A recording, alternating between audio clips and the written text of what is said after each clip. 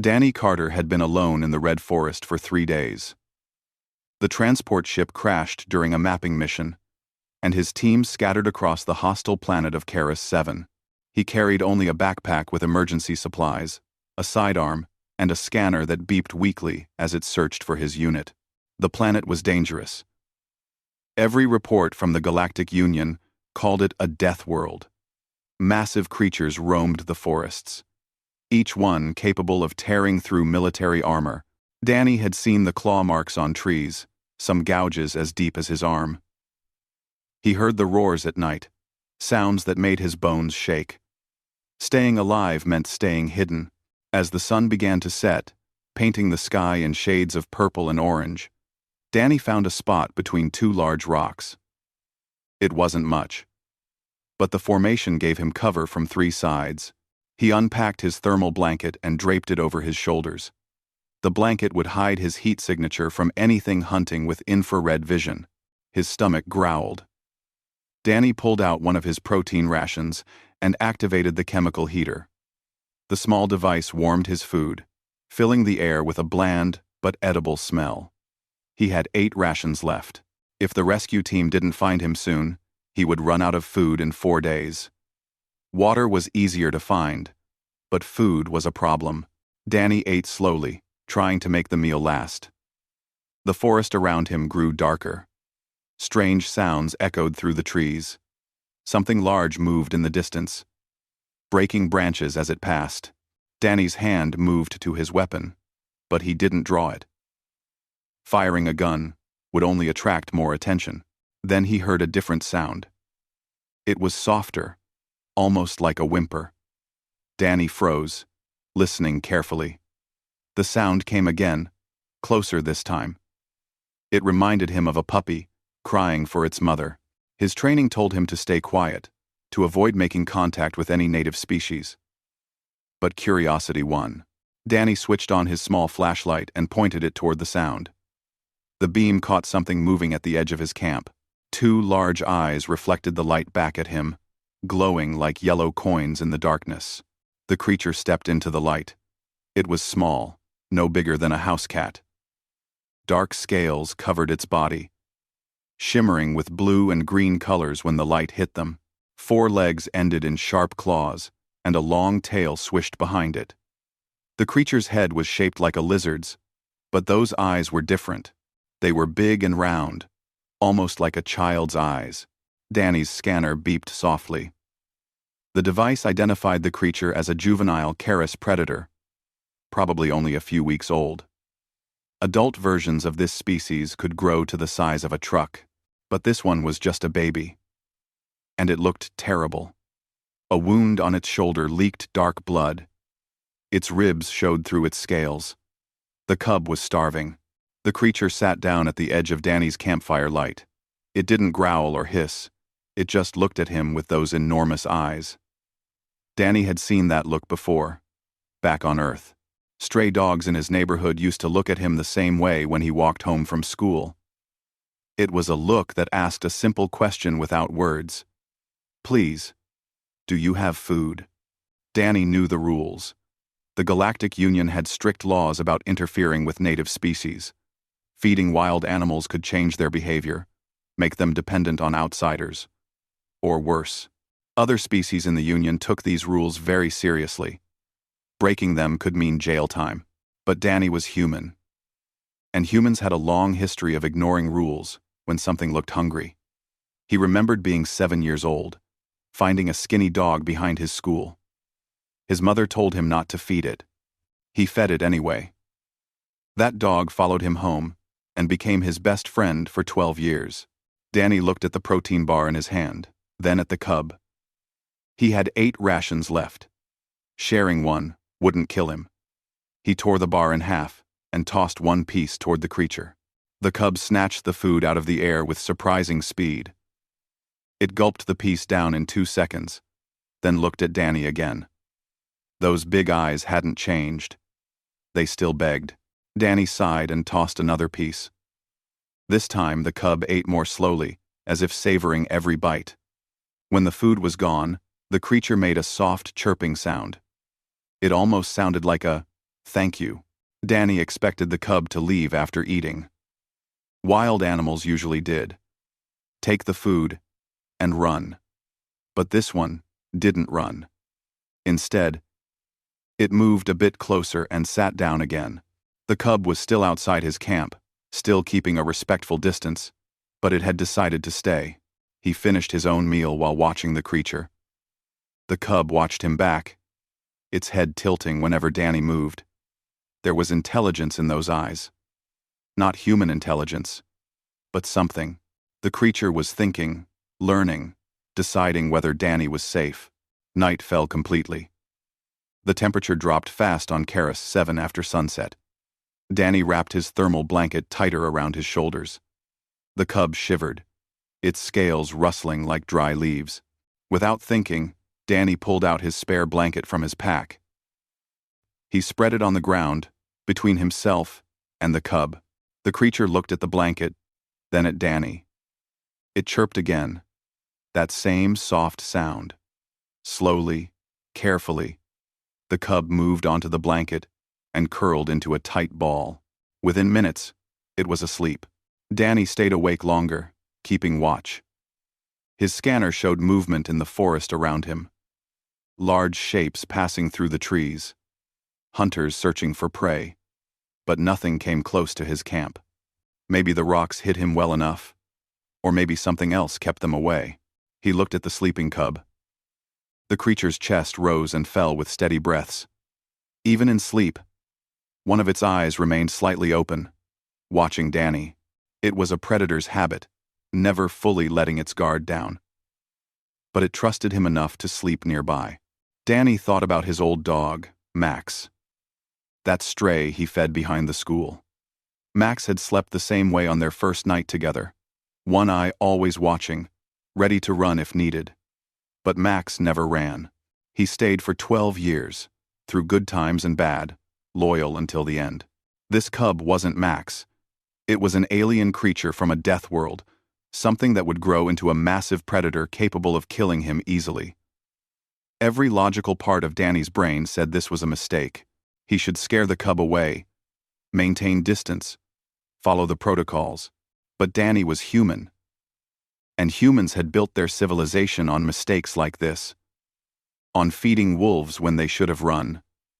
On trusting creatures that could bite the hand that fed them. On believing that something with teeth and claws might choose friendship over violence. The cub chirped softly in its sleep. Danny smiled and settled back against the rock. Tomorrow, he would continue searching for his team. Tomorrow he would worry about protocols and rules. But tonight, in this moment, he wasn't alone in the forest. He had shared his meal with a hungry stranger. And that stranger had chosen to stay. Danny closed his eyes, though he didn't sleep deeply. His hand rested on his weapon, ready for danger. But part of him, the part that once fed a stray dog against his mother's orders, felt something he hadn't felt in days. He felt hope. The night grew colder and darker around Danny's small camp. He checked his watch. Only 3 hours had passed since sunset, but it felt like days. Time moved differently when every sound in the forest could mean death. The chemical heater had long since stopped working, and the weak glow from his emergency light barely pushed back the shadows. The cub still slept on the spare blanket, its body curled tight against the cold. Danny watched it breathe, counting the steady rise and fall of its scaled chest. He had named it Scout in his mind, though he hadn't said the name out loud yet. Naming things made them real, made them matter. Danny wasn't sure he should let this creature matter to him. A roar shattered the quiet. It came from somewhere deep in the forest, a sound so loud and deep that Danny felt it in his chest. His scanner beeped rapidly, showing a large heat signature moving through the trees about 200 meters away. The signature was massive, easily 5 times the size of an adult human. Scout woke instantly. The cub's head snapped up, and its scales shifted color, turning darker to blend with the shadows. A low growl rumbled in its throat, but the sound wasn't aggressive. It sounded worried, almost scared. Danny grabbed his weapon. His hands were steady, trained by years of military service, but his heart hammered against his ribs. The scanner showed the creature moving closer. 150 meters. 100 meters. It was heading straight for them. Scout stood up and moved between Danny and the direction of the approaching predator. The cub's small body tensed, ready to fight or run. But it didn't run. Instead, it looked back at Danny once, as if checking to make sure he was still there, then turned its attention back to the forest. The footsteps grew louder. Trees cracked and fell as the massive creature pushed through the undergrowth. Danny could smell it now, a strong scent like copper and rotting meat. His finger hovered over the trigger of his weapon, knowing the small sidearm would barely scratch something that size. Then the creature emerged from the darkness. Danny's light caught it, and his breath stopped. The thing was enormous, standing twice as tall as a man. 6 yellow eyes stared out from a head covered in armored plates. Its mouth hung open, showing rows of teeth like broken glass. The scanner identified it as an adult Charis apex predator, the same species as Scout, but fully grown and deadly. The massive predator stopped at the edge of the campsite, its 6 eyes fixed on Danny, studying him. The creature's nostrils flared, testing the air. Danny knew what would happen next. The predator would attack, and he would die. His weapon might buy him a few seconds, but nothing more. Scout made a sound Danny had never heard before. It was a series of clicks and chirps, rising and falling in a strange pattern. The cub's body language changed. Instead of looking scared, Scout now stood with its head lowered, tail swishing slowly from side to side. The little predator was communicating. The massive creature's attention shifted from Danny to Scout. The adult predator lowered its own head, listening to the cub's sounds. For several long seconds, nothing happened. Danny didn't dare move. His finger was still on the trigger, but he sensed that firing now would be a fatal mistake. Scout chirped again, and this time the sound was different. Less urgent, almost pleading. The cub took a step toward the adult, then looked back at Danny. The message was clear, even without words. Scout was telling the massive predator that Danny wasn't a threat. The adult predator snorted, a sound like steam escaping from a broken pipe. It took one step forward, and Danny's muscles tensed. But the creature didn't attack. Instead, it lowered its head even further, bringing one of its enormous eyes level with Scout. The two predators stared at each other for a moment. Then, the adult made a low rumbling sound and backed away. Danny watched in shock as the massive creature turned and disappeared into the forest. The heavy footsteps faded until only the normal night sounds remained. His scanner showed the heat signature moving away, heading deeper into the wilderness.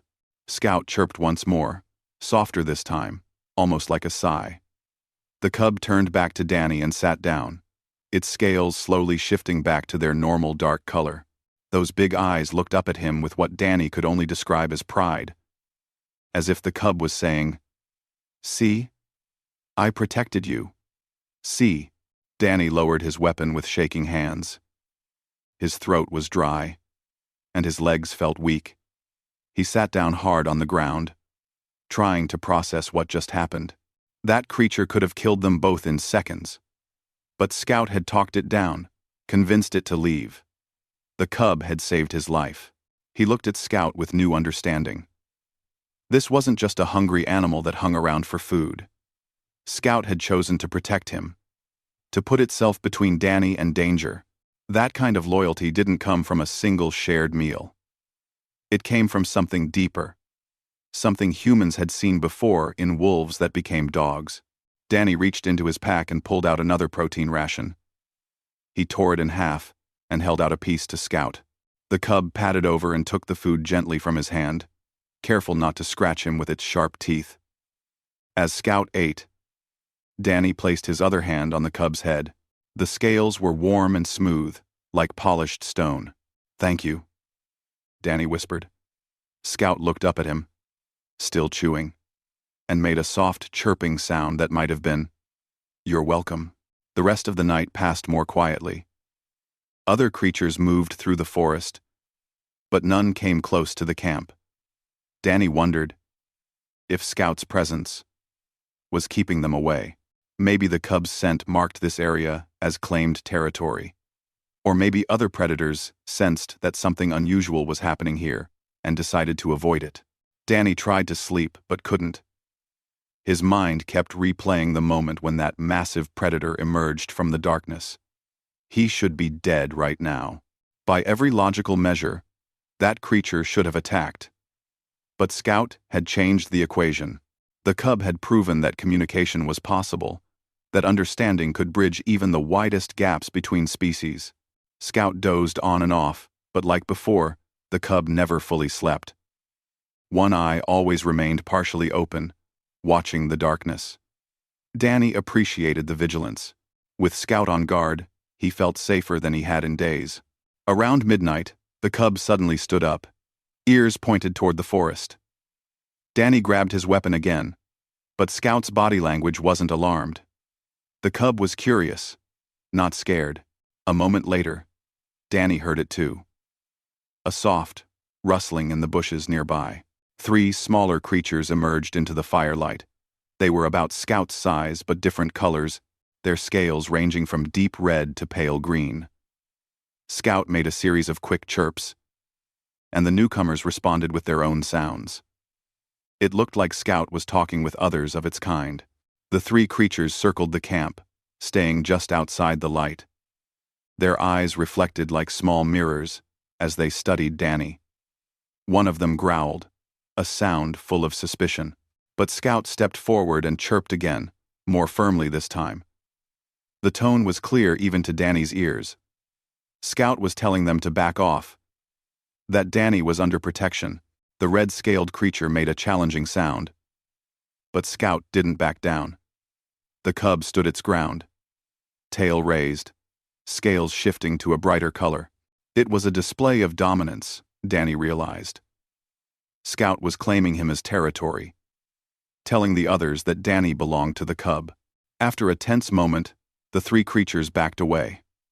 They melted into the forest as quietly as they had appeared. Scout watched until they were gone, then turned back to Danny and sat down with a satisfied chirp. Danny couldn't help but smile. Scout had just defended him from others of its own kind. The cub had chosen sides, picked Danny over its own species. That decision carried weight. It meant Scout saw him as more than just a food source. They were becoming a pack, even if the pack only had 2 members.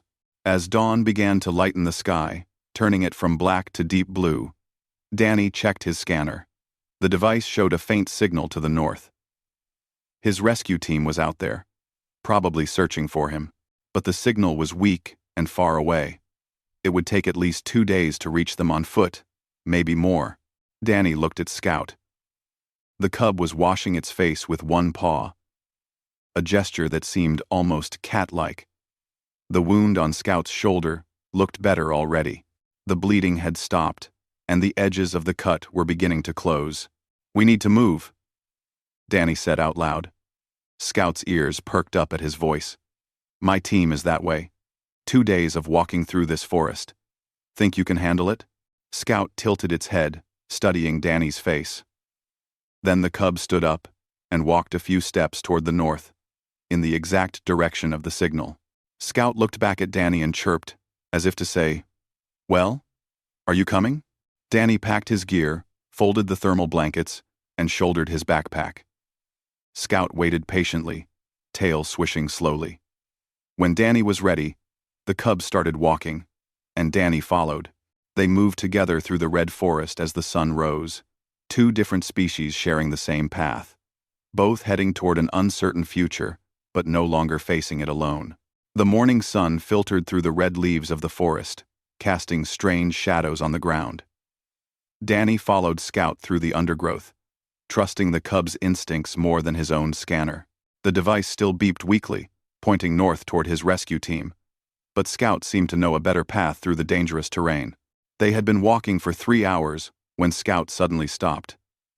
The cub's scales shifted color, darkening to match the shadows around them. Danny froze, his hand moving to his weapon.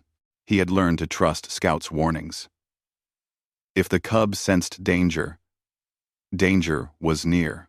A herd of creatures emerged from behind a cluster of trees. They were massive, each one easily 4 meters tall, with thick legs and long necks. Their skin looked like tree bark, rough and brown. Danny's scanner identified them as herbivores, plant eaters that posed no direct threat. But their size made them dangerous anyway. One wrong step, and they could crush him without even noticing. Scout waited patiently as the herd passed. The cub remained perfectly still, barely breathing. Danny copied the behavior, knowing that movement would attract attention. The massive creatures moved slowly, pulling leaves from the tall trees with their long tongues. Their footsteps shook the ground like small earthquakes. When the last creature disappeared into the forest, Scout's scales returned to their normal color. The cub chirped softly and continued walking. Danny followed, his heart still racing from the close encounter. Scout had saved him again by detecting the herd before they stumbled into its path. By midday, Danny's water supply was running low. His scanner showed a stream nearby, but the path to it crossed through thick vegetation. Scout seemed to understand his need. The cub led him to a different route, one that wound between rocks and fallen trees. Within 20 minutes, they reached the stream. The water was clear and cold, flowing over smooth stones. Danny's scanner confirmed it was safe to drink. He filled his canteen, while Scout lapped at the water's edge. The cub's wound looked even better now. The cut was closing fast, much faster than Danny expected. Scout's species must have advanced healing abilities. As Danny drank, he noticed something growing on the rocks near the stream. Mushrooms, their caps a bright orange color. His scanner analyzed them and beeped twice. The mushrooms were safe for human consumption and rich in nutrients. Danny picked several and packed them in his bag. Scout watched with interest, then led him to another spot where more mushrooms grew. The cub was teaching him. Scout was showing Danny how to survive in this forest, sharing knowledge that the local species learned from birth. Danny felt humbled by the gesture. Here was a creature that most of the galaxy saw as a mindless predator, and it was acting as his guide and teacher. They rested by the stream for an hour. Danny ate some of the mushrooms raw. They tasted bitter, but filled his stomach. He shared another protein ration with Scout, watching as the cub ate carefully, savoring each bite. Danny was down to 4 rations now. If they didn't reach the rescue team by tomorrow, he would run out of food entirely. Scout seemed to sense his worry. After finishing the meal, the cub stood up and chirped, then started walking again. But this time, Scout moved with purpose. No longer wandering or exploring, the cub was taking Danny somewhere specific. An hour later, they reached a clearing where several trees had fallen. The dead wood was covered in a fuzzy growth that Danny's scanner identified as edible fungus. Scout sat down and looked at Danny expectantly. The message was clear. Here was more food. Danny collected the fungus, enough to last him 2 more days if he rationed it carefully. He looked at Scout with gratitude. "You're keeping me alive," he said. Scout's tail swished happily, and the cub made a sound that almost resembled a purr. As afternoon faded into evening, they encountered their first real obstacle. A pack of predators blocked their path. These creatures were larger than Scout, about the size of wolves, with sleek bodies and sharp claws.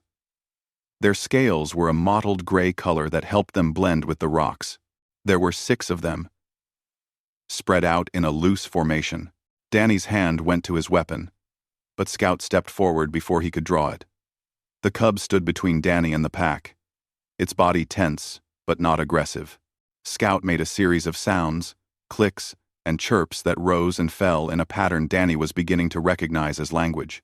The lead predator, a scarred creature with darker scales, responded with its own sounds. The conversation, If that's what it was, continued for several minutes. Scout's tone changed from respectful to firm, and finally to something that sounded almost threatening. The cub's scales shifted to a brighter color, and its tail rose high. The pack leader studied Scout for a long moment, then looked past the cub to Danny. Its eyes were cold and calculating. Danny felt exposed under that gaze, like prey being evaluated.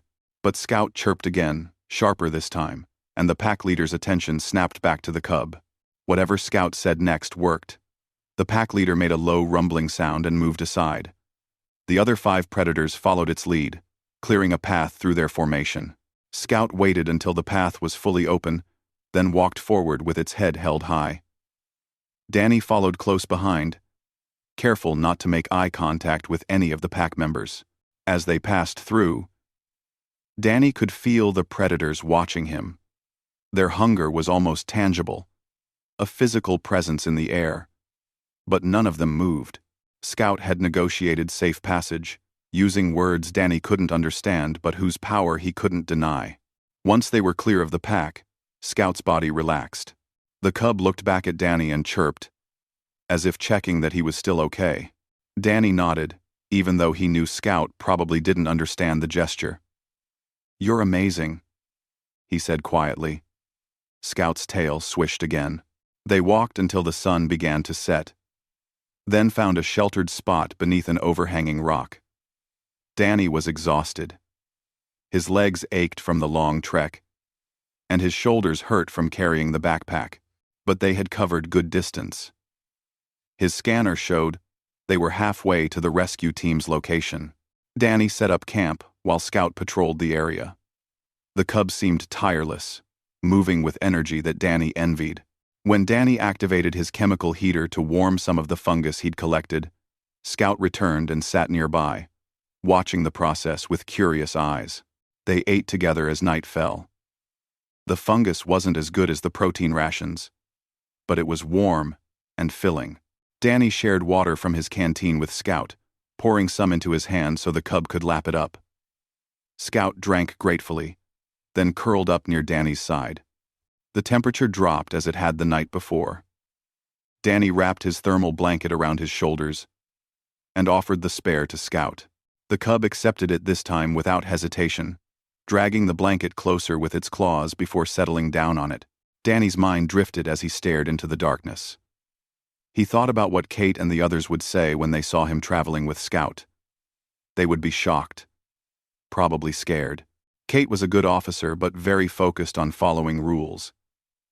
She wouldn't understand why Danny had formed this bond, but Danny understood. Humans had always been this way, reaching out to creatures that other species feared. It was what made humans different in the galaxy.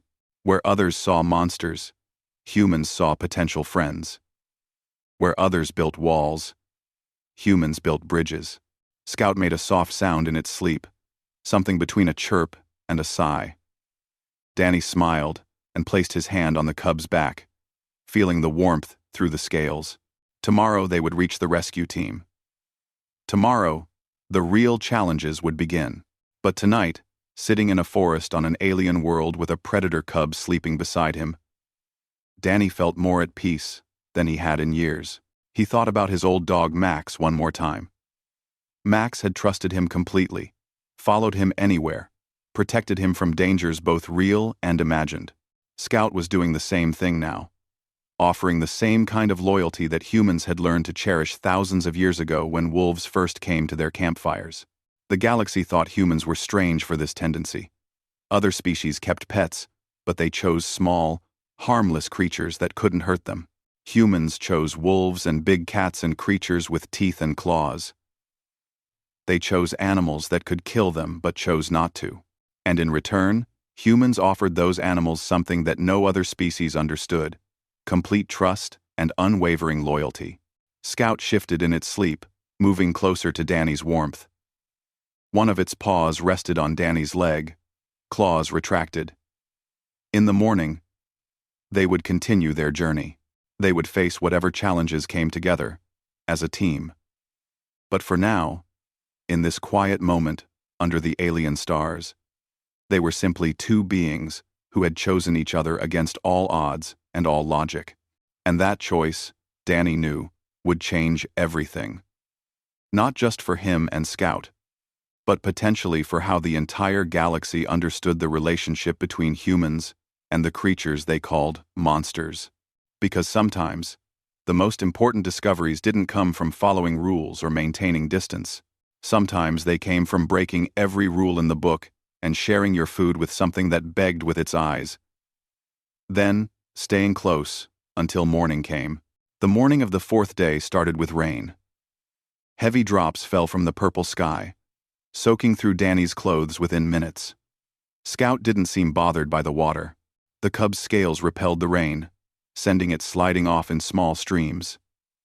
Danny wished he had scales instead of cloth. They reached the clearing by mid-morning. Danny's scanner showed strong signals now. The rescue team was close, probably less than an hour away. He could see the landing site ahead, a flat area where the trees had been cleared. His heart lifted at the sight. He was going home, but Scout had stopped walking. The cub sat at the edge of the forest, staring at the clearing but not moving forward. Its scales had shifted to a darker color, and its tail was held low. Danny recognized the body language now. Scout was worried.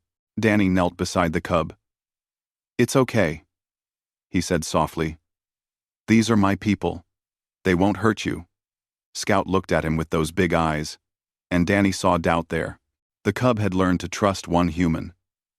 But trusting more was different. Danny understood. He had asked Scout to take a huge leap of faith. Before Danny could say anything else, he heard the sound of engines. A shuttle dropped through the clouds, its thrusters kicking up dirt and leaves as it landed in the clearing. The side door opened, and two figures jumped out, weapons raised. Lieutenant Kate Morris and Corporal Jimmy Hayes, both in full combat gear. Kate saw Danny first. Her face showed relief for about 2 seconds, then shock as she noticed Scout sitting beside him. Jimmy's weapon swung toward the cub immediately, his finger moving to the trigger. "Stop!" Danny shouted, stepping between Jimmy and Scout. Scout had moved into a defensive position, scales bright now, ready to fight or flee. The tension in the air was thick enough to cut. Kate lowered her weapon slightly but kept it ready. "Carter, step away from that creature. Now." Danny didn't move. "Her name is Scout. She saved my life. Multiple times. It's a Karis predator," Kate said, her voice tight with control. "Those things are classified as extreme danger. We need to neutralize it and get you to safety." "Neutralize means kill," Danny said flatly. "And I'm telling you, that's not happening. Scout is with me." Jimmy hadn't lowered his weapon at all. "Sir, that thing is going to grow up to be a monster. We can't let it near the ship." Scout growled at Jimmy's tone. The cub could sense the hostility, the threat. Its claws extended, digging into the soft earth. Danny put his hand on Scout's head, trying to calm the situation before it exploded into violence. "Listen to me," Danny said, keeping his voice level despite the fear racing through him. "I've spent 4 days with Scout. She's intelligent. She communicates. She's protected me from creatures that would have killed me. She led me to food and water. She negotiated with packs of predators to let us pass safely." Kate's expression softened slightly, but her weapon stayed up. "I believe you think that, Danny. But we have protocols. First contact rules are clear. You can't bring an alien predator onto a human vessel. Humans wrote those protocols," Danny shot back. "And humans have a history of ignoring protocols when it comes to creatures like this. We domesticated wolves, Kate. We turned predators into partners. It's what we do." "Wolves didn't grow to the size of trucks," Jimmy said. "And they didn't have armor, plating, and claws that could rip through steel." Danny looked at Kate, ignoring Jimmy for the moment. He could see her wrestling with the decision. Kate was a good officer, but she was also practical. She valued results over rigid rule following, which was why she was still alive after 10 years in the field. "Give me a chance to prove it," Danny said. Let me bring Scout aboard in a containment unit. If she acts aggressive or dangerous, we do it your way. But if she behaves, if she proves she can be trusted, then we let the brass decide what happens next." Kate was quiet for a long moment. Rain continued to fall, running down her face and dripping from her weapon. Finally, she sighed and lowered the gun. "Containment unit only. And you ride with her. If anything goes wrong, it's on you. Deal?" Danny said quickly, before she could change her mind. Jimmy looked like he wanted to argue, but Kate silenced him with a look. The cub's scales were still bright with stress, but it followed his lead. The containment unit was in the back of the shuttle, a reinforced cage with transparent walls. Kate opened the door, and Danny stepped inside. Scout hesitated at the entrance. The cub looked at the small space, then at Danny, then back at the space. Its reluctance was obvious. "Come on, Scout," Danny said gently. "I know you don't like it, but it's the only way. I'll be right here with you." Scout whined, a sound that pulled at Danny's heart. But the cub trusted him. Slowly, carefully, Scout stepped into the containment unit and sat beside Danny. Kate closed the door, and the lock engaged with a heavy click. Jimmy took position outside the unit, his weapon still in hand. Kate moved to the pilot's seat and began pre-flight checks. The shuttle's engines hummed to life, and they lifted off from the clearing. Through the transparent walls of the containment unit, Danny watched the red forest shrink below them. Scout pressed against Danny's side, seeking comfort. The cub had never flown before. Every movement of the shuttle made it flinch. Danny kept his hand on Scout's back, stroking the smooth scales, murmuring words of reassurance. "How long to the orbital station?" Danny asked Kate through the unit's communication system.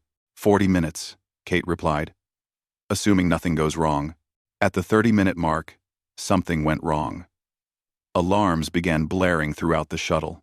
Kate cursed and started checking her instruments. "We've got a system failure. Auto-repair drone malfunctioned and damaged the navigation controls. We're going to crash if I can't fix it." Jimmy moved to help her, leaving his post by the containment unit. Danny stood up, pressing against the transparent wall. "What do you need?" "The power couplings in the engine compartment need to be realigned," Kate said, her hands flying over the controls. "But the access panel is too small for anyone in armor to fit through. We need someone small and agile." Danny looked at Scout. The cub was watching the chaos with alert eyes. Danny thought about the size of the access panel, about Scout's claws and intelligence. It was crazy. It was impossible, but it might be their only chance. "Let me out," Danny said to Kate. "I have an idea." Kate hit the release, and the containment door opened. Danny climbed out, Scout following immediately. He moved to the engine compartment and opened the access panel. The space beyond was tight, filled with pipes and wiring. Red emergency lights flickered inside. "Scout, look at me," Danny said. The cub's eyes focused on his face. "I need your help. Can you go in there?" He pointed into the access panel. Scout peered into the small space, then looked back at Danny with what he could only describe as a "Are you serious?" expression. But the shuttle lurched, losing altitude. They were running out of time. "Please, Scout," Danny said. "I'll tell you what to do. Just trust me." Scout chirped once, then squeezed through the access panel. The cub's flexible body fit where a human couldn't go. Danny leaned in as far as he could, using his scanner to guide Scout. "See the blue cables? Pull them to the left." Scout's claws carefully gripped the cables and pulled. Kate shouted from the cockpit, "It's working! Keep going!" For the next 10 minutes, Danny guided Scout through the repairs. The cub followed every instruction perfectly, using its claws with surprising precision to manipulate the delicate components. When Scout pulled the final coupling into place, the shuttle system stabilized. The alarms stopped. Scout crawled back out of the access panel, covered in grease, and looking very proud of itself. Danny couldn't help but laugh. "You did it! You saved us!" Kate turned in her seat, staring at Scout with new eyes. Even Jimmy looked impressed, though he tried to hide it. The shuttle continued its journey to the orbital station, flying smoothly now that the repairs were complete. Danny sat back down in the containment unit, and Scout joined him without being asked. The cub curled up beside him, exhausted from the stress and effort. Danny stroked its head, feeling a surge of pride. Scout had proven itself in the most dramatic way possible. Kate's voice came through the speaker. "I'm going to include that in my report. That creature just saved all our lives. Her name is Scout," Danny said quietly. Kate was silent for a moment. "Scout just saved all our lives." Danny smiled and closed his eyes, feeling Scout's warmth against his side. They had made it through the first test. But the hardest part was still ahead. When they reached the orbital station, he would have to convince the brass that Scout deserved a chance, that this bond between human and predator was worth protecting. But for now, as the shuttle carried them toward an uncertain future, Danny felt hope.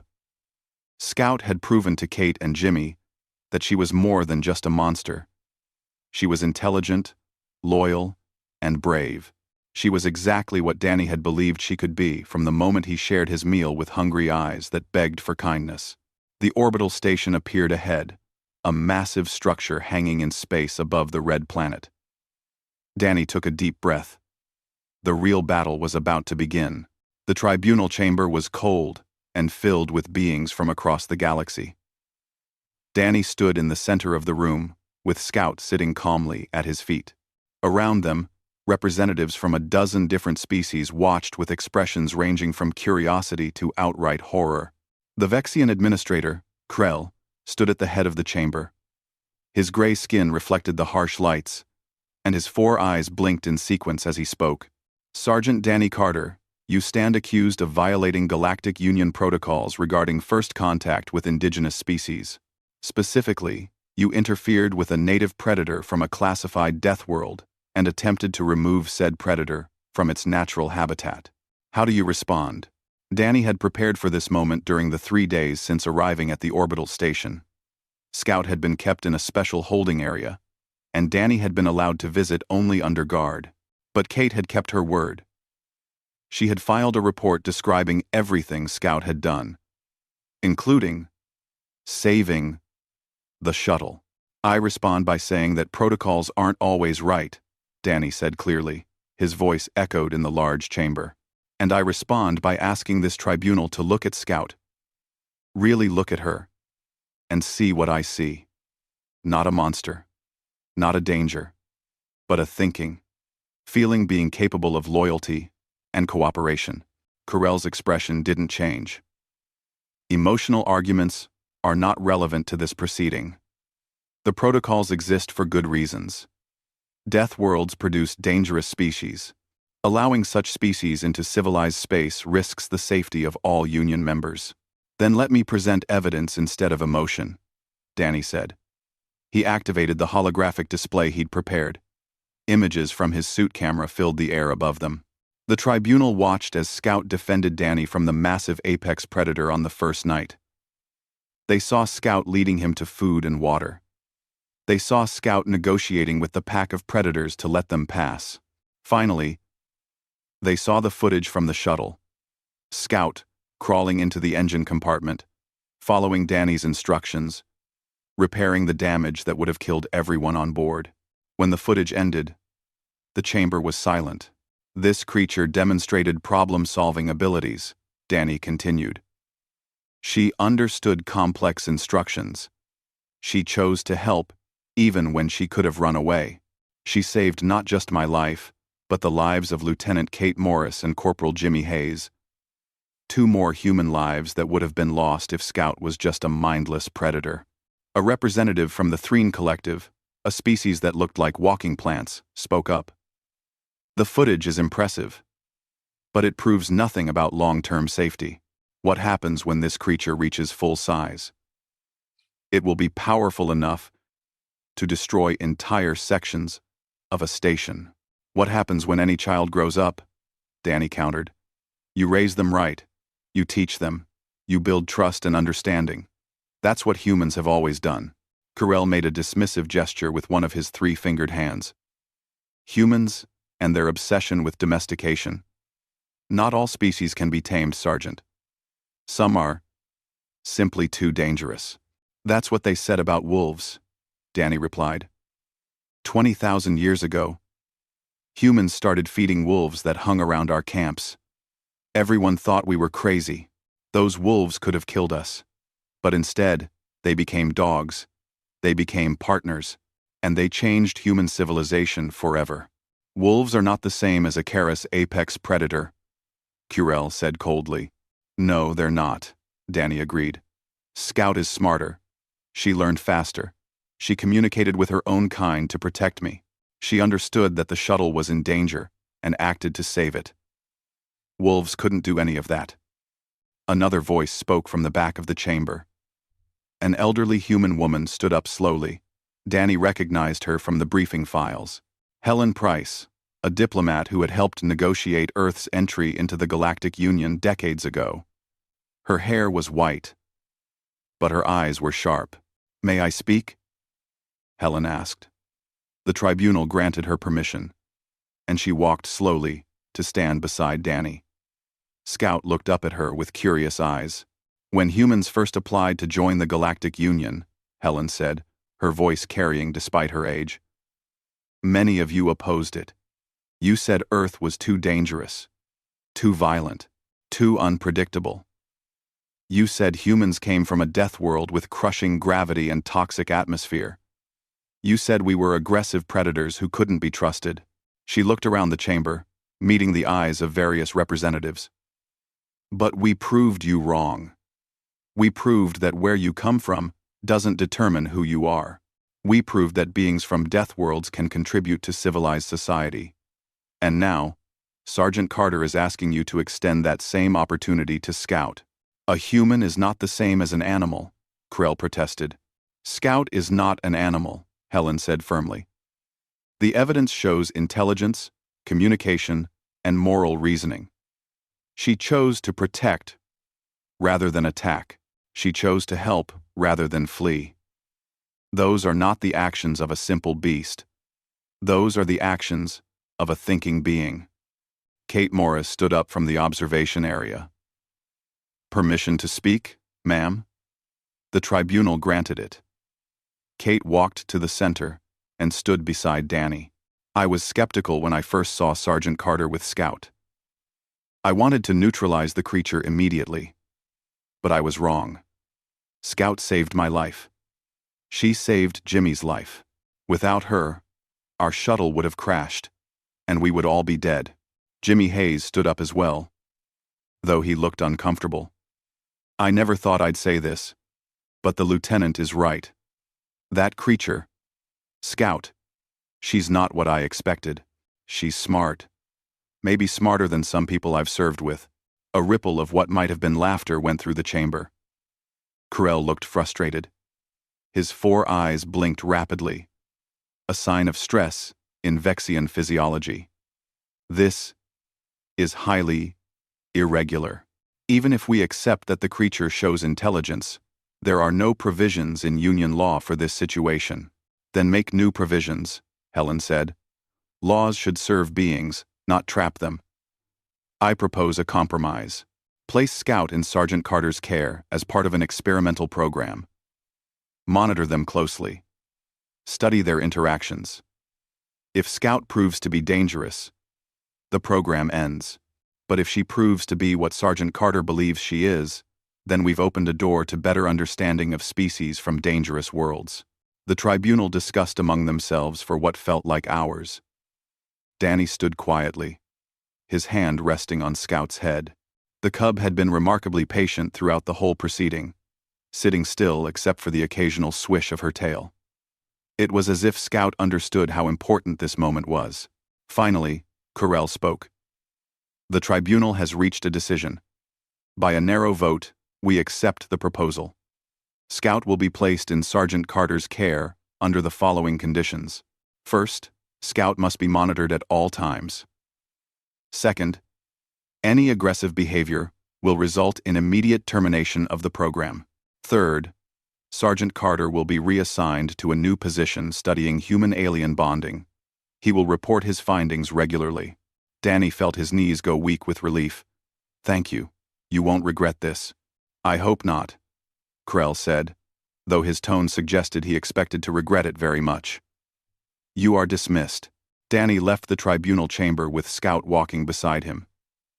Kate and Jimmy followed, along with Helen Price. In the corridor outside, Helen smiled at him. "You did well in there, but the hard work starts now. You'll need to prove that Scout can integrate into civilized society." "I know," Danny said, "but we'll do it. Together." Over the following months, Danny and Scout became something of a sensation. They traveled to different Union worlds, demonstrating their bond. Scout grew larger, reaching the size of a large dog, but remained gentle with Danny. They gave presentations about interspecies cooperation. They showed how understanding could bridge the gap between fear and friendship. Other humans began to take notice. Some requested permission to study other species from dangerous worlds.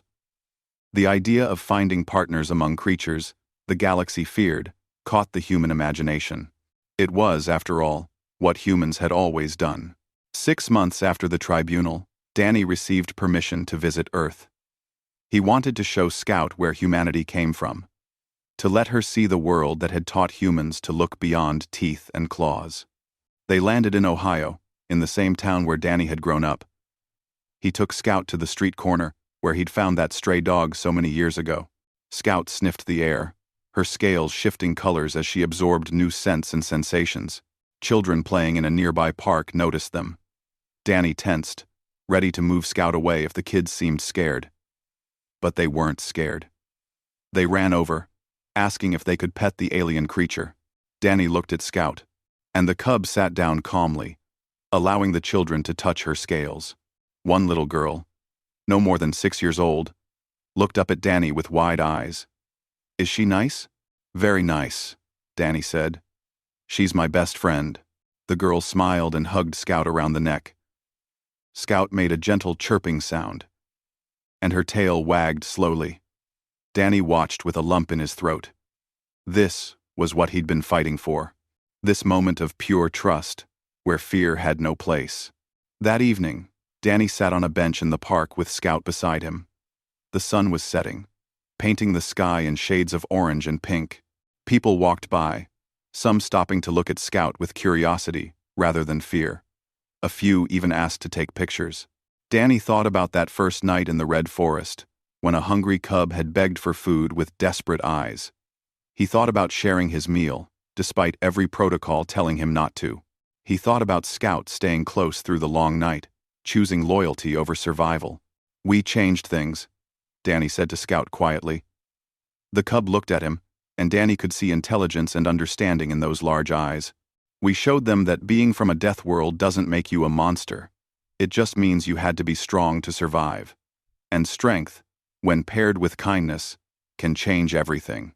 Scout chirped and rested her head on Danny's leg. Her scales were warm in the fading sunlight. Somewhere in the park, children laughed and played. Somewhere in the galaxy, other humans were beginning to look at dangerous worlds with new eyes, seeing not threats, but opportunities for connection. The story of Danny and Scout spread across Union space. It became a reminder that civilization wasn't about building walls or maintaining distance. It was about reaching across the darkness, sharing what you had with those who needed it, and staying close through the night. It was about looking at something the galaxy called a monster and seeing a friend. And it all started with one simple act. A human sharing his meal with a predator cub that begged with its eyes, and choosing to stay close until morning came. That choice had rippled outward, touching countless lives and changing how the galaxy understood the relationship between fear and friendship, between protocol and compassion. Danny looked at Scout, and Scout looked back. No words were needed. They understood each other perfectly. They were pack, family, partners who had chosen each other despite every reason not to. And in that choice, they had found something more valuable than safety or protocol. They had found trust, loyalty, and love that transcended species and defied explanation. The sun set completely, and stars began to appear in the darkening sky. Danny and Scout sat together, watching the universe turn above them, both knowing that tomorrow would bring new challenges and new opportunities. But whatever came, they would face it together. Because that's what Pack did. That's what friends did. That's what humans had always done, and would continue to do, for as long as there were hungry eyes looking up at them with hope.